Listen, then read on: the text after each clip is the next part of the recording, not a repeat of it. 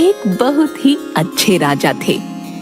उनकी 3 रानियां थी, जिनका नाम लक्ष्मी, सरस्वती और पार्वती था।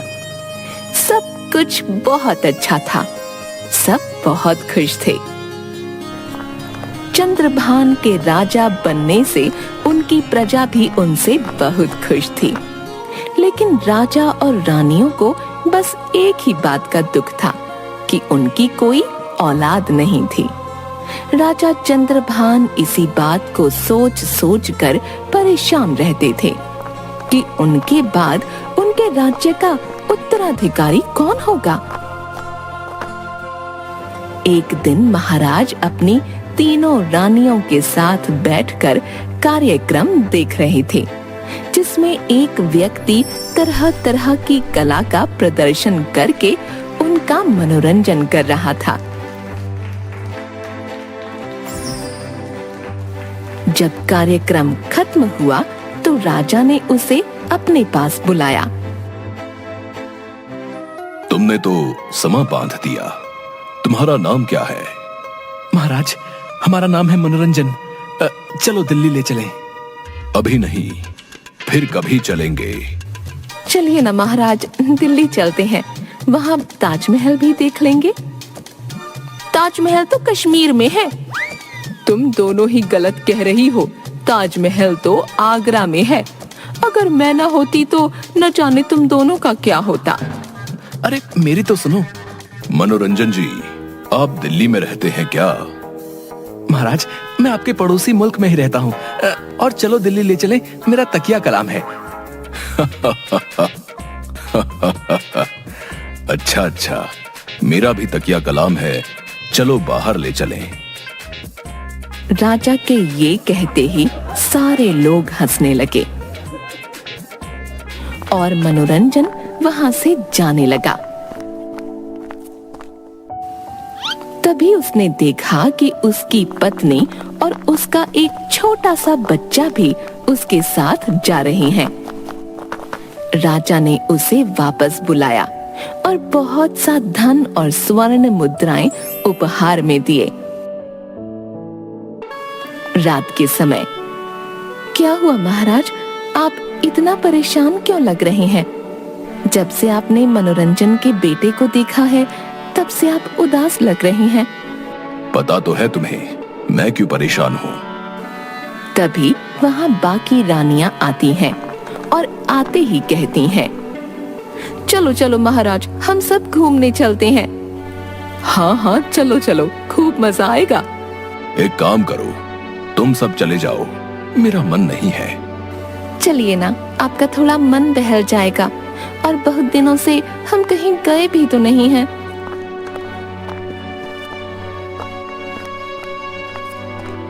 रानियों के कहने पर राजा चंद्रभान घूमने जाने के लिए राजी हो जाती हैं। ठीक है, तो तुम लोग तैयारी कर लो, हम लोग कल सुबह घूमने के लिए जाएंगे। तीनों रानियां तैयारियों में लग जाती हैं। रात होती है। चंद्रभान अपने कमरे में जाते हैं।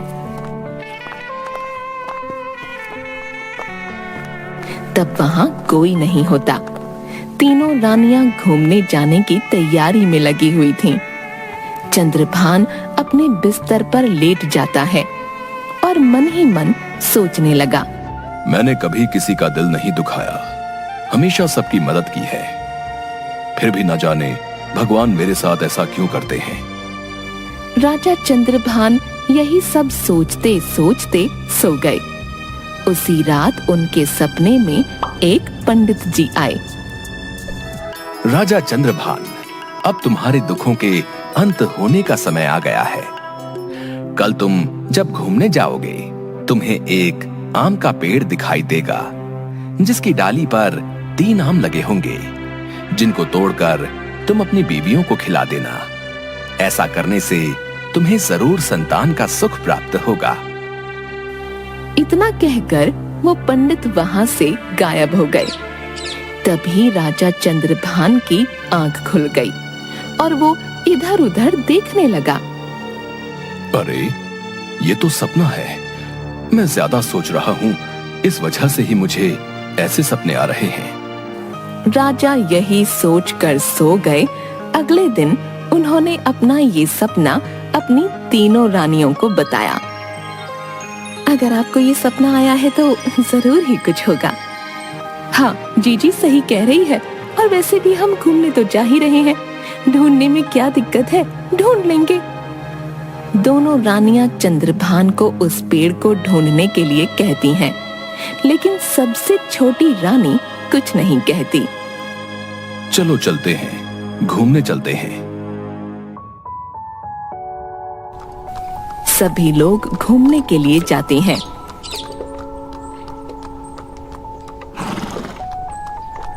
वाह वाह, कितना अच्छा लग रहा है यहाँ, बिल्कुल स्वर्ग जैसा अनुभव हो रहा है। चिड़ियों की चहचहाट, कोयल की कूक, सब कितना अच्छा लग रहा है। और नदी का ये ठंडा पानी, सब कितना अच्छा लग रहा है। सब लोग मजे कर रहे थे, लेकिन राजा चंद्रभान इधर उधर उस आम के पेड़ को ढूंढ रहे थे। उन्होंने इधर उधर देखा, लेकिन कहीं भी उन्हें वो पेड़ नहीं दिखाई दिए। वो निराश हो गए। मैं फालतू में ही इतना सोच रहा हूँ। मैं ये भूल गया था कि वो एक सपना है।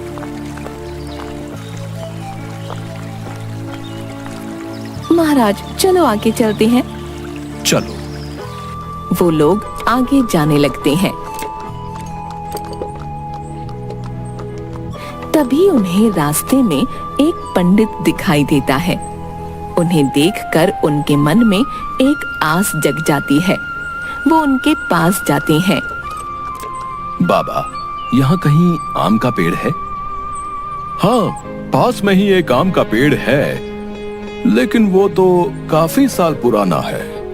अब तो उस पर फल भी नहीं आते हैं। अच्छा, फल भी नहीं आते? चलिए ठीक है। राजा चंद्रभान अपनी रानियों के साथ आगे जाने लगते हैं। तभी उन्हें वो आम का पेड़ दिखाई दिया। वो उस पेड़ के पास गए तो उन्होंने देखा कि उस पेड़ पर केवल 3 आम थे। अरे, ये कैसा पेड़ है? इस पर तो बस 3 ही आम हैं। चंद्रभान उन आमों को देखकर खुश हो गया। उसने तुरंत अपने सेवकों को उन आम को तोड़ने के लिए कहा। सेवकों ने आम तोड़कर राजा को दे दिए। राजा आम देखकर बहुत खुश हुए। अब मेरा पिता बनने का सपना जरूर पूरा होगा। राजा आम को अपने पास रख लेते हैं और थोड़ी देर घूमने के बाद वो लोग वापस महल आ जाते हैं। महल आने पर उन्होंने वो तीनों आम निकाले और अपनी रानियों को बुलाया। ये तीनों आम तुम तीनों खा लो। इसे खाने से तुम तीनों गर्भवती हो जाओगी। दोनों रानियों ने आम लिए, लेकिन सबसे छोटी रानी लक्ष्मी ने वो आम नहीं खाया, क्योंकि उन्हें आम बिल्कुल पसंद नहीं था और वो इन सब चीजों पर भरोसा भी नहीं करती थी। जब ये बात राजा को पता चली तो राजा बहुत गुस्सा हुए। वो इतना ज्यादा गुस्सा हो गए कि उन्होंने लक्ष्मी को अपने महल से निकाल दिया। महल से निकलने के बाद वो जंगल में अपना जीवन यापन करने लगी। कुछ दिनों बाद चंद्रभान की दोनों रानियां गर्भवती हुईं। इधर राजा की तीसरी रानी भी गर्भवती हुई और कुछ महीनों बाद तीनों रानियों ने एक एक पुत्र को जन्म दिया। लक्ष्मी के बेटे ने बड़ा होते होते कई विद्याएं ग्रहण कर लीं। एक दिन लक्ष्मी ने उसे अतीत की बात बताई और महल जाकर राजा की सेवा करने के लिए कहा। भरत अपनी माँ की बात मानते हुए महल की ओर चल दिया। प्रणाम महाराज। प्रणाम। कौन हो तुम और कहां से आए हो? महाराज, मैं यहाँ काम की तलाश में आया हूँ। ठीक है, तुम हमारी सेना में शामिल हो जाओ। जी महाराज। भरत राजा चंद्रभान की सेना में शामिल हो गया। और कुछ ही दिनों में वो सेना का सेनापति बन गया। वो हर कला में निपुण था। राजा चंद्रभान उससे बहुत खुश रहते थे, लेकिन उसके दोनों बेटे करण और अर्जुन उससे बहुत जलते थे। एक दिन, भैया, इसका कुछ तो करना पड़ेगा, ऐसे तो ये धीरे धीरे महल में आ जाएगा। हाँ, सही कह रहे हो तुम। भैया, क्यों ना हम इसे मरवा दें? नहीं करण, हम ऐसा नहीं कर सकते। अगर हमने ऐसा किया तो महाराज हमें नहीं छोड़ेंगे। इसको तो किसी और तरीके से फंसाना होगा। हाँ भैया, मेरे पास एक योजना है। हम दोनों कल शिकार पर जाएंगे और वापस घर नहीं आएंगे। पिताजी हम दोनों को ढूंढने के लिए जरूर उस भरत को भेजेंगे, और जब हम नहीं मिलेंगे तो पिताजी खुद ही उसे मौत के घाट उतरवा देंगे। हाँ भैया, आप सही कह रहे हो। अगले दिन दोनों भाई शिकार के लिए निकल जाते हैं और शाम होते ही महल में उनकी मां परेशान होने लगती हैं। किसी तरह महाराज उन्हें समझाते हैं। रात गुजरती है और सुबह सवेरे ही वो भरत को अपने पास बुलाते हैं। सेनापति भरत, अभी जाओ और हमारे पुत्रों को ढूंढ कर लाओ। अगर तुम हमारे पुत्रों को लाने में असमर्थ रहे तो तुम्हें इसके लिए मृत्यु दंड दिया जाएगा। महाराज, आप चिंता ना करें, मैं आपके पुत्रों को सही सलामत लेके आऊंगा। इतना कहकर भरत जंगलों की ओर निकल जाता है। बहुत दूर चलने के बाद वो जंगल में पहुंच जाता है और उन्हें ढूंढने लगता है, लेकिन उसे कहीं कोई नजर नहीं आता। ऐसे ही पूरा दिन निकल जाता है और रात हो जाती है, लेकिन वो हार नहीं मानता और आगे की तरफ बढ़ता जाता है। बहुत दूर चलने पर उसे कुछ रोशनी दिखाई देती है। वो रोशनी के पास पहुंचता है तो देखता है कि वहां एक सुंदर लड़की खिड़की से झांक रही है। कौन हो तुम? कहां से आए? चले जाओ यहाँ से, वरना वो राक्षस तुम्हें भी कैद कर लेगा। मुझ जैसे कई लोग यहाँ कैद हैं, तुम यहाँ से चले जाओ। भरत उस लड़की की बात से बिल्कुल नहीं डरा और मन ही मन सोचने लगा कि हो ना हो वो लोग भी यही हैं। तभी वो राक्षस वहां आ जाता है और उसे देख लेता है, और जैसे ही वो उसे अपनी कैद में करना चाह रहा होता है, वैसे ही, आओ मुझसे युद्ध करो, मैं तुमसे युद्ध करना चाहता हूं। जाओ जाओ यहाँ से, मुझसे युद्ध करना बच्चों का काम नहीं। हाँ। जादुई शक्तियों से तो कोई भी युद्ध जीत सकता है। अगर इतने बलवान हो तो बिना जादुई शक्तियों के युद्ध करो। ठीक है, मुझे मंजूर है। दोनों के बीच बहुत युद्ध होता है। कभी वो राक्षस उसे पटकता, कभी भरत उस राक्षस को पटकता।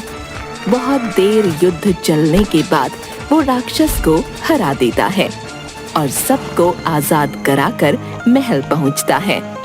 वो दोनों अपनी गलती के लिए उससे माफी मांगते हैं और अपनी जान बचाने के लिए शुक्रिया अदा करते हैं। साथ ही साथ राजा को पूरी बात बताते हैं। जब राजा को पूरी बात का पता चलता है, मुझे माफ कर दो, लेकिन तुमने ये सब सीखा कहां से? तुम्हारे घर वाले कौन हैं?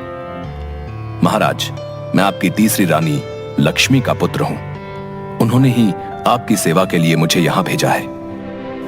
भरत के मुंह से बात सुनते ही राजा की आंखों में पानी आ गया, क्योंकि वो सबसे ज्यादा प्यार छोटी रानी से करते थे। उन्हें अपनी गलती का एहसास हो चुका था।